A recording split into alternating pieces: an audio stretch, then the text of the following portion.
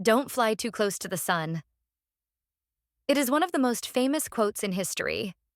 We use it to tell ambitious young people to stay in their lane. We use it to blame Icarus for his own death. We say he was arrogant. We say he had hubris. Wrong.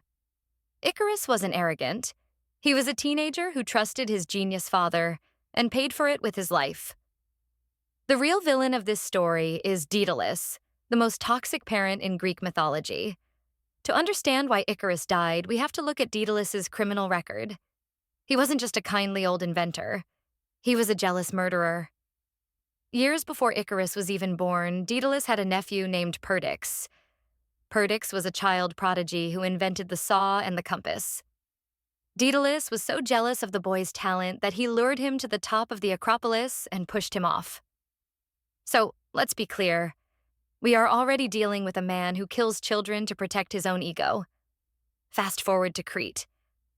Why were Daedalus and Icarus in prison in the first place? It wasn't because of Icarus. It was because Daedalus helped Queen Pasiphae hook up with a bull. He built the hollow wooden cow suit that allowed the Minotaur to be conceived. He enabled the creation of the monster, and then he built the labyrinth to hide it. When King Minos threw them in the tower, it was punishment for Daedalus's crimes. Icarus was just collateral damage. He spent his entire childhood in a prison cell because of his father's dirty work. Then came the escape plan, the famous wings. Daedalus built wings out of bird feathers and held them together with beeswax. Think about the engineering here. You are in the Mediterranean. It is incredibly hot. And you attach wings to your son using wax? That is not genius.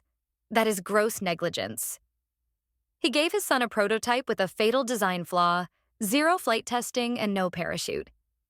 He told Icarus, "Don't fly too high, or the sun will melt the wax. Don't fly too low, or the sea spray will wet the feathers." He put the entire burden of survival on a boy who had never flown before. When they jumped, imagine what Icarus felt. He had been a prisoner his whole life. Suddenly, he was flying. The wind, the view, the adrenaline. Of course he flew high. He wasn't trying to challenge the gods, he was drunk on freedom. He was experiencing joy for the first time. And when the wax inevitably melted, because it was a terrible design, Icarus fell. He screamed as he plunged into the sea. And what did Daedalus do?